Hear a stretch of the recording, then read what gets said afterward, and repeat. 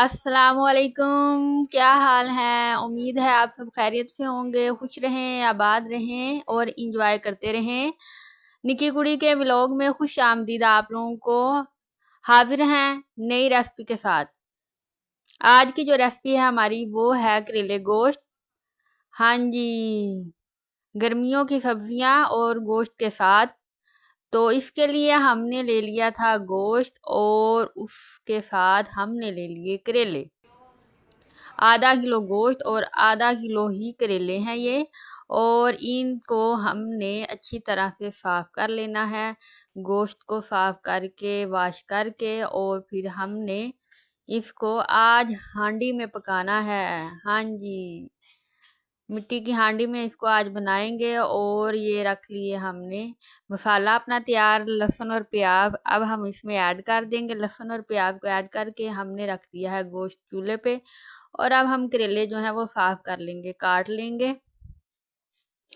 करेलों को साफ करके काटने के बाद अब हमने इनको फ्राई पैन पे फ्राई कर लेना है। और फिर उसके बाद जब इनका कलर हो जाएगा लाइट ब्राउन, हो सही से फ्राई हो जाएंगे, तो तब हम इसमें गोश्त जो है वो ऐड करेंगे।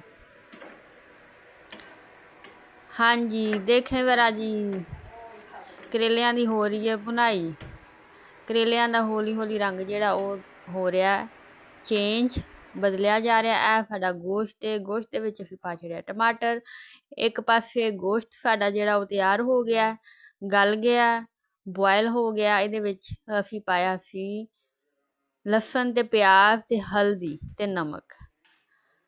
ਕਰੇਲੇ ਸਾਡੇ ਫਰਾਈ ਹੋ ਗਏ ਨੇ। ਹੁਣ ਅਸੀਂ ਗੋਸ਼ਤ ਦੀ ਭੁਨਾਈ ਕਰ ਲਾਂਗੇ। ਇਹਦੇ ਵਿੱਚ ਅਸੀਂ ਦੂਸਰੇ ਮਸਾਲੇ ਪਾਵਾਂਗੇ, ਹਰੀਆਂ ਮਿਰਚਾਂ, ਟਮਾਟਰ और हल्दी, नमक वगैरह पा के ਇਹਨੂੰ ਚੰਗੀ ਤਰ੍ਹਾਂ ਭੁੰਨ ਲਾਂਗੇ ਆਇਲ ਦੇ ਨਾਲ। ਤੇ ਫਿਰ ਅਸੀਂ ਜਿਹੜਾ ਇਹ ਕਰੇਲੇ ਆਪਾਂ ਫਰਾਈ ਕੀਤੇ ਨੇ, ਇਹ ਫਰਾਈ ਕਰੇਲੇ ਜਿਹੜੇ ਨੇ ਇਹਦੇ ਵਿੱਚ ਅਸੀਂ ਪਾ ਦਾਂਗੇ। ਤੇ ਜਿੰਨਾ ਜਿਕਰ ਹਾਂਡੀ ਪੱਕ ਰਹੀ ਏ ਤੇ ਤੁਸੀਂ ਇੰਜ ਕਰੋ, ਮੇਰੇ ਚੈਨਲ ਨੂੰ ਸਬਸਕ੍ਰਾਈਬ ਕਰ ਦਿਓ, ਲਾਈਕ ਕਰ ਦਿਓ, ਸ਼ੇਅਰ ਕਰ ਦਿਓ। ਲਾਈਕ ਕਰੋ, ਸ਼ੇਅਰ ਕਰੋ ਤਾਂ ਕਿ ਤੁਹਾਨੂੰ ਨਵੀਆਂ ਜਿਹੜੀਆਂ ਰੈਸਪੀਆਂ ਨੇ ਉਹ ਮਿਲਦੀਆਂ ਰਹਿਣ ਮੇਰੇ ਚੈਨਲ ਤੇ। ਅਸੀਂ ਇਹਦੇ 'ਚ ਹਲਦੀ, ਨਮਕ, ਮਿਰਚ ਪਾ ਛੜਿਆ। ਹੁਣ ਕਰੇਲੇ ਜਿਹੜੇ ਨੇ ਅਸੀਂ ਵਿੱਚ ਪਾ ਦਾਂਗੇ। ਅਸਾਂ ਗੋਸ਼ਤ ਲਿਆ ਭੁੰਨ ਤੇ ਹੁਣ ਅਸੀਂ ਫਰਾਈ ਕਰੇਲੇ ਦੇ ਵਿੱਚ ਛੱਡ ਦਿੱਤੇ ਨੇ। ਲੋ ਜੀ, ਆ ਹਰੀਆਂ ਮਿਰਚਾਂ ਗਈਆਂ ਜੇ ਤੇ ਆ ਤੁਹਾਡੀ ਹਾਂਡੀ ਜਿਹੜੀ ਉਹ ਪੱਕ ਕੇ ਤਿਆਰ ਹੋ ਗਈ ਹੈ। ਵੇਖੋ ਮਾਸ਼ਾਅੱਲਾ ਕਿੰਨਾ ਹੀ ਪਿਆਰਾ ਕਲਰ ਇਹਦਾ।